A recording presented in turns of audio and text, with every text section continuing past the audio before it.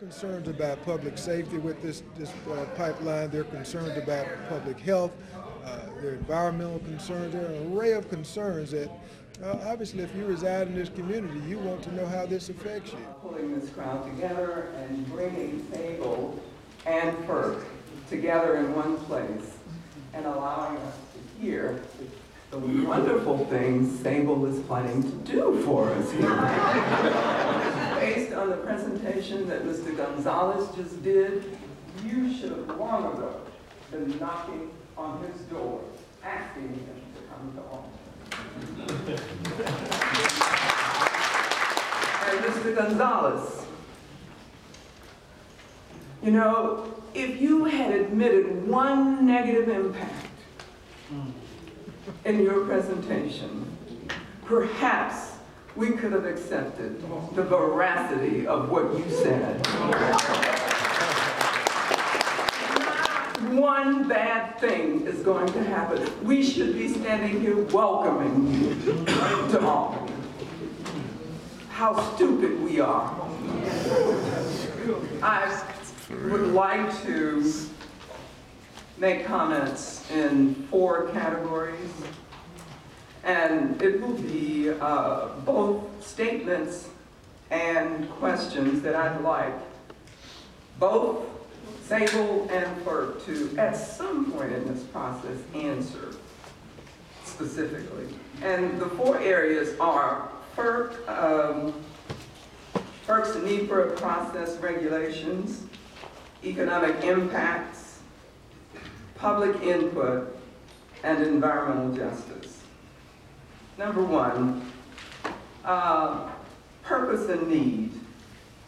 Can you tell us if your statement of purpose, and this will be your document, FERC, if your statement of purpose and need will give equal weight to the need for energy and the need for energy conservation? You've got to balance those.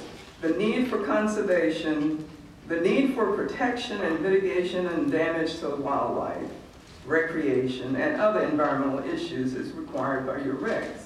They've got to be balanced. You can't just say that we have this need. You've got to say that this need is considered in a cumulative way, in a balanced way. It is not simply enough to say that there is a quantifiable need, but you must measure that need against the cumulative effects of providing for that need. Thus far, we only know that Sabal says that there is a need, and obviously in your sphere, Sabal, that is enough to throw this community into utter fear by moving forward with actually buying the right of way. And we are indeed in fear. You cannot imagine how much in our gut we feel your action in moving forward, buying that land. It feels irreversible, Mr. Gonzalez. No matter what you say, that makes us feel that it is indeed going to happen, and that there's very little we can do about it. That's how it feels, regardless of the wonderful presentation you made this morning. Number 2, regarding the regs. Range of alternatives. FERC requires that a reasonable range of alternatives be evaluated and explored, and that those options be fully disclosed to decision makers and to the affected public. When in the process is that supposed to happen? How can we take that requirement seriously when Sabal has already bought the land, thereby seriously constraining the so-called development of a full range of alternatives? I just cannot see at all, I cannot see, with all the investments that Sabal has made, all of the time and the effort that you have put into this preferred alternative, I can't see you throwing that down the rat trap and walking away from what you have planned. I don't see it. In contravention of FERC's NEPA regulations, requiring that no steps be taken to limit alternative routes and compressor stations, Sabal purchased 80 acres of land for the compressor station in June of this year, almost to the day at the end of the scoping period. Not only did they buy the land early in the process, they paid almost 6 times the value of the land from 2 years earlier. That is, they paid $11,000 per acre. Land in remote areas, not in developed areas like this. Land in remote areas is available for less than $2,000 an acre. How much business sense does that make? What are the factors that we are not aware of that would lead Sabal to make a decision that on its face does not stand to reason? Please explain. The purchase was never disclosed, but discovered by our citizens, creating immeasurable suspicion, distrust, and resentment that can never be restored. The second category is economic impacts. As Albany and Darty's economies struggle to overcome the worst economic downturn in my lifetime, the imposition of this pipeline and compressor station will ensure that recovery never happens. Who will find this a desirable place to live, work, and play, particularly neighborhoods along and around Highway 91? The corridor is a major gateway to our city. It has seen a marked increase in traffic over the last 10 years, creating the real possibility of increased commercial activity, which is slowly beginning to take root. The $390 million in increased property values over the 60 years, presumably to be levied by local governments on Sabal property, will pale by comparison to lost revenue from devalued existing property and from foreclosed opportunities for development because of the presence of the pipeline and compressor station. In other words, you're taking away more tax value than you're adding, because nobody is going to want to live next to that compressor station.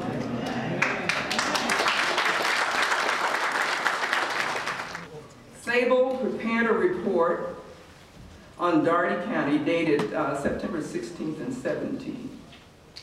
I have no idea who you presented that to. I don't know who you talked to. It was essentially the same report that you presented here this morning. We don't know to whom it was delivered. However, the report states as a selling point, and you recited that again this morning, that the county would have access to your gas at certain points along the line. How can that be a selling point when there has been no determination of such need here in Albany? At no point has Sabal stated officially that this pipeline will be anything but a pass-through in this county. I am sure that citizens are much more open to and interested in green efforts to provide energy, like the landfill to gas project at the Marine Base and the biomass energy project at Procter & Gamble. That's the kind of energy we'd like to see for this community. For me, it's no thanks, Sabal. Sabal's discussion and the same presentation of temporary construction jobs does not define what that means with respect to local hiring. Thus far, all of the folks I've seen with Sabal light blue polo shirts have been from out of town and are all white. Is there any reason to believe that this will change? None at all. While you may be able to produce data and statistics painting a rosy pictures of the consequences of the pipeline and compressor station, The lay perspective, that is us citizens, us dumb, stupid citizens, have quite a different view. There is nothing you can say if you ask us whether or not we want to live next door to a pipeline. There's nothing you can say that would cause us to say yes. How many of you, Sabal, first, how many of you live next door to a pipeline? To date, Sabal has not been responsive to public requests for simple information.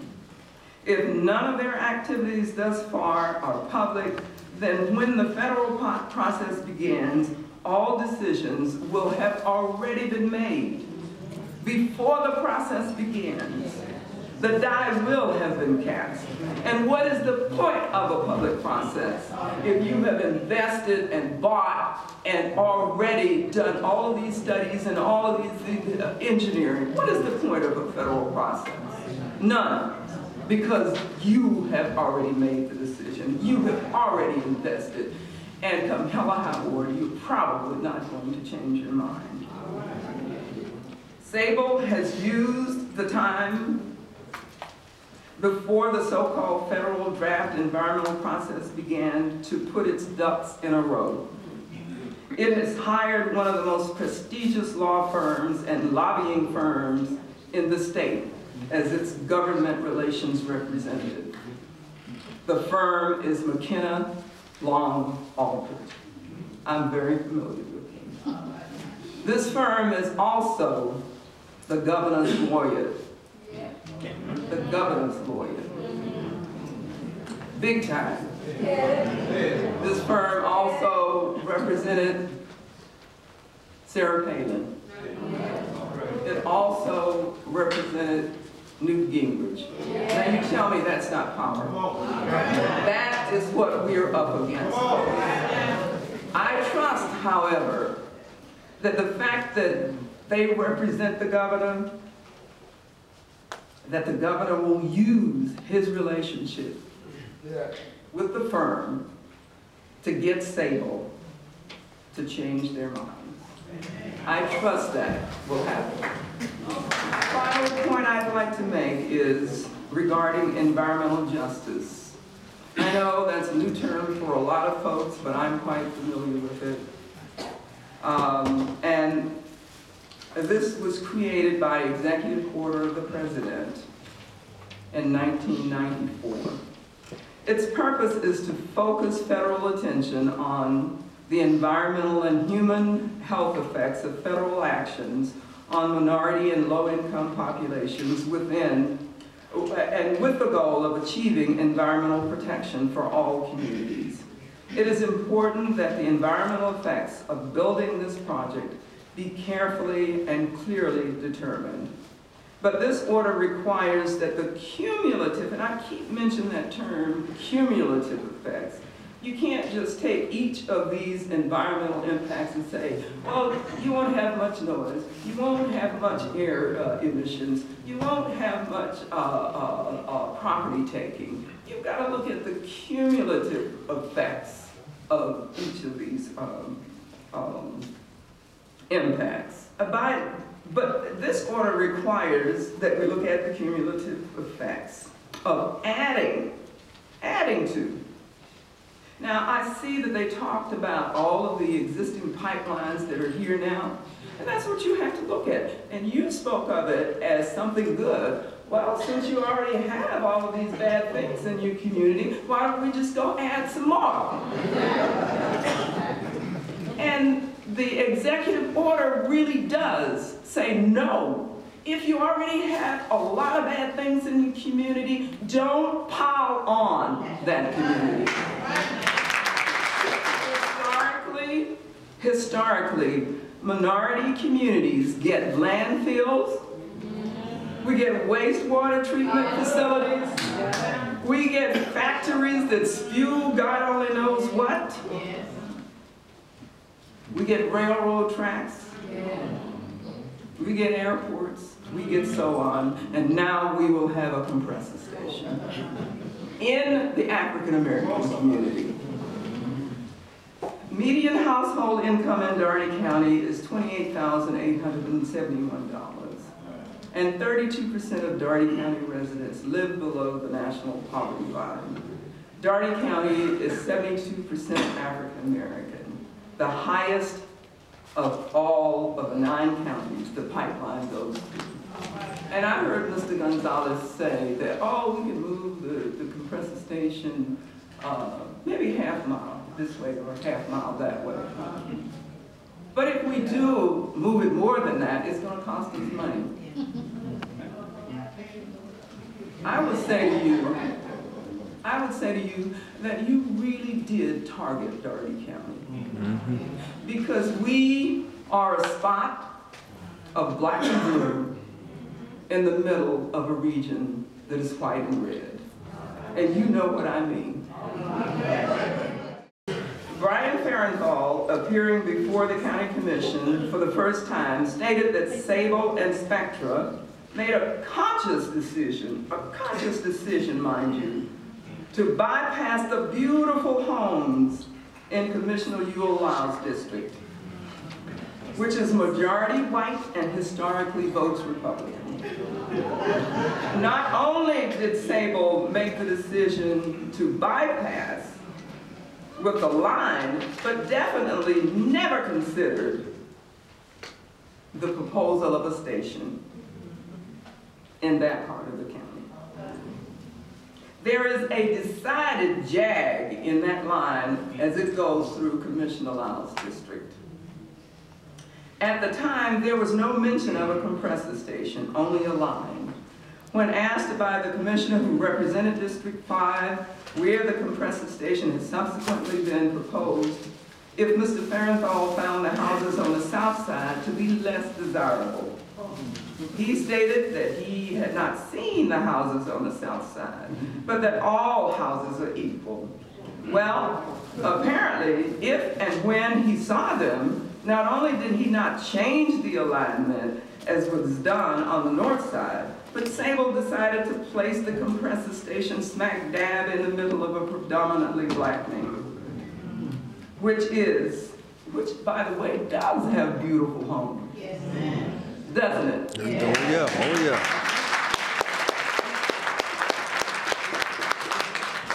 So Sabal, nice homes is not the determinant. While nice homes is the determining factor on the north side, it does not matter on the south side. Sabal simply doubled down, did not move the line, determined that the south side was the best location and to top it all off, they went ahead and bought the land with absolute total disregard and disrespect for the place that so many of us call home. Environmental justice requirements do matter, in spite of Sabal's action to the contrary. In Mount Vernon, New York, FERC did not grant a certificate for Consolidated Edison Company's proposed route. The city argued that the pipeline had chosen the most densely populated and sensitive residential and business area of the mostly minority and low-income parts of the city. FERC agreed. FERC must take the same position on the proposed location of the Albany.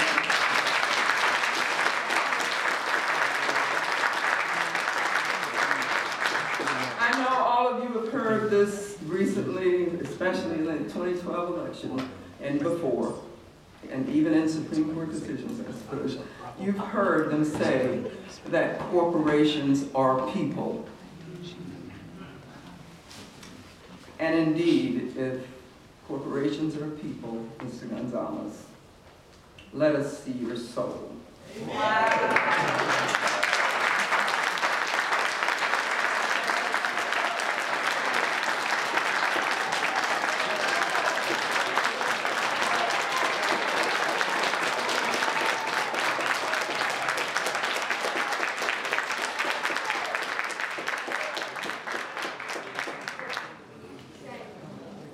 Thank you, Commissioner.